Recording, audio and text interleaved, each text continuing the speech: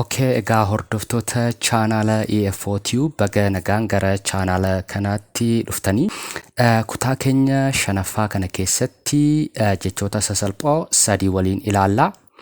Egaa namoonni chaanaala keenya subscribe gootanii video keenyas like gootanii commentii jala seentanii yaada gaggaarii naa kennitan baay'ee galatoomaa isiniin jechuun barbaada hunda keessaniinuu.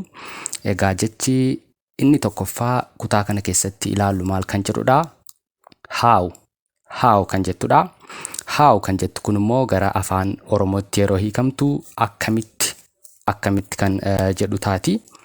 Akkamitti jennee yeroo nama tokko gaafachuu barbaannu, gaaffii yeroo dhiyeessuu barbaannu maal jenna?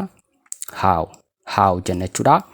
Faayidaa gurguddoo lama qabdi jechi how jettu kuni kan isin sadarkaa kanatti beekuu qabdan. Isheen tokkoffaa maalidha? Akkamitti jennee gaafachuuf nama tokko wanti tokko akkamitti ta'e jennee yoo gaafachuu barbaanne jecha how jedhu kana fayyadamna jechuudha. Akkamitti kan jedhutti hiikamti. Fakkeenyaaf do you know how to? Egaa you jechuun ati akka jechuuti. No jechuun immoo waan tokko beekuu. No yoo I know yoon jedhe fakkeenyaaf ani nan beeka wanta tokko beekuudha. How to akkamitti akka akkas godhan beektaa? Akkamitti akka akkas godhan beektaa yoo jechuu barbaaddan jecha how jedhu kana fayyadamtu. Fakkeenyaaf do you know how to drive a car? Drive jechuun konkolaataa oofuudha. Drive jechuun oofuudha.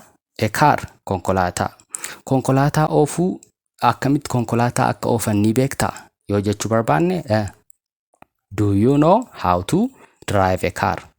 Konkolaataa akkamitti akka oofan ni beektaa jechuutti hiikamaa gara afaan Oromootti. Fakkeenya isa lammataa do you know how to make coffee? Buna danfisuu jechuudha. Yeroo buna danfisuu jennu maal jennaa? Make coffee meena waliin jedha. Make coffee jenna. Akkamitti akka buna danfisan ni beektaa jennee nama tokko yeroo gaafachuu barbaannu do you know how to make coffee? No jechuun beekuudha. You jechuun ati. How jechuun akkamitti. To make coffee buna danfisuu akkamitti akka danfisan ni beektaa jennee yeroo gaafannudha jechuudha. How kan fayyadamnu. Fakkeenyi isheen sadaffaa do you know how to bake bread? Bread jechuun immoo daabboodha. Daabboo akkatti toshan bake jechuun toshuu. Bake fakkeenyaaf cake illee ni fayyadamuu ni dandeessu. Keekii akkatti toshan. Bake bread yoo jettan daabboo toshuudha. Bake cake yoo jettan keekii akkatti hojjetan yookaan akkatti toshan ni beektaa jennee yoo gaafachuu barbaanne do you know how to jennee eegalla. Achi bake bread yookaan bake cake jennechuudha. Wanta nama gaafachuu barbaadan bakka duwwaa kanatti gashitanii do you know how to jettanii gaafachuu dandeessu jechuudha. Akkamitti akka akkas godhan ni beektaa? Wanticha immoo bakka kana wanta isin gaafachuu barbaadan bakka qullaa kana buusanii gaafachuu ni dandeessu jechuudha. Do you know how to drive a car? Konkolaataa akkamitti akka oofan ni beektaa? Do you know how to make coffee? Buna akkamitti akka danfisan ni beektaa? Do you know how to bake bread? Daabboo akkamitti akka toshan ni beektaa kan jedhudha jechuudha. How kan jettu egaa akkamitti kan jedhutti hiikamtee himoota garaagaraa keessatti akkasitti nu fayyadda jechuudha. Ishee kana akkasittiin qabadha. Fakkeenyaaf nama tokkoon wanti tokko akkamitti akkas ta'e yoo jechuu barbaadan hiriyyaan keessan fakkeenyaaf isinitti dhufee wanti kun akkas ta'e jedhee isinitti himee wanta tokko akkam akka ta'e isinitti himee isin wanta sana amanuu dadhabdanii how come jechuu ni dandeessu. How come jechuun immoo ishee kana. How come jechuun wantichi akkamitti ta'uu danda'a akka jechuudha. Hiriyyaan keessan wanta tokko isinitti himee isin amanuu dadhabdanii yookaan wantichi akkamitti ta'uu danda'a jettanii yaaddanii yoo isin gaaffii gaafachuu barbaadan how come jechuun dhufuu akka jechuuti.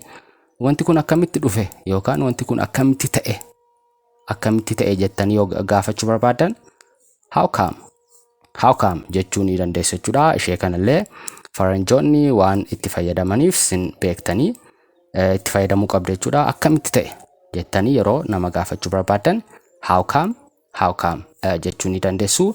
Gara faayidaa ishee lammaffaatti haa dabarru jecha how jedhuuf. Faayidaan ishee lammaffaa jecha how jedhu meeqa jennee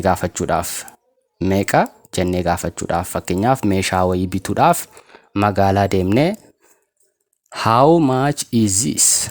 Kuni meeqa? How much is this? How jennee eegallaa. Much jechuun hanga maallaqa sanaati. Much jechuun baay'ina wanta tokkoo ibsaa, qarshiin isaa hagami, hanga maallaqa sanaa jechuudha. Is this jechuun ni dandeessu. This jechuun immoo kuni meeqa. Osoo maqaa meeshaa sanaa yookaan maqaa wanta bittan sanaa hin dhayin how much is this jechuun ni dandeessu. Sun immoo maalitti kamaa kuni meeqaadha. Maqaa isaas dhooftanii gaafachuu ni dandeessu nama irraa bittan sana. Fakkeenyaaf bilbila bituu deemtanii how much is this phone jechuun ni dandeessu. Bilbilli kun meeqa. Harkaan yookaan ijaan itti agarsiisaa bilbilli kun meeqa jechuun ni dandeessu. Osoo maqaa bilbila sanaa hin dhayin how much is this illee jechuun ni dandeessu. Kuni meeqa. Maqaa dhooftaniis maqaa otoo hin dhayinis akkasitti gaafachuu ni dandeessu jechuudha. Fakkeenyaaf konkolaataa bitachuu deemtan haa jennu how much is this jechuun ni dandeessu. Otoo maqaa konkolaataa hin waamin nama gurguru sanaan ijaan yookaan harkaan itti agarsiisaa kuni meeqa akka jechuuti. Maqaa konkolaataa sanaa dhooftanii fakkeenyaaf how much is this car jechuullee ni dandeessu. Bakka this jedhu kanatti that sana how much is that car, konkolaataan sun meeqallee jechuu ni dandeessu. This kanadha, thattiin immoo sanadha. Akkasitti gaaffii gaafachuu meeqa. How kan jettu kun amma as keessatti akkamitti nu fayyadde meeqa jennee yeroo gaafannudha jechuudha. Meeshaa garaagaraa bituudhaaf.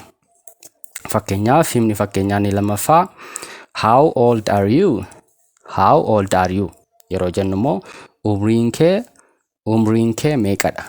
How kan jettu ammas keessatti maaliif nu fayyadde meeqa jennee gaafachuuf.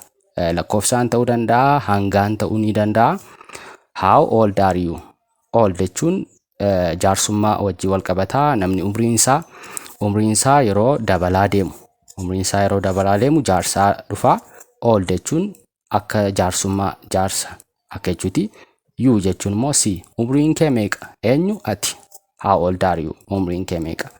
Meeqa jennee gaafachuudhaaf nu fayyada jechuudha.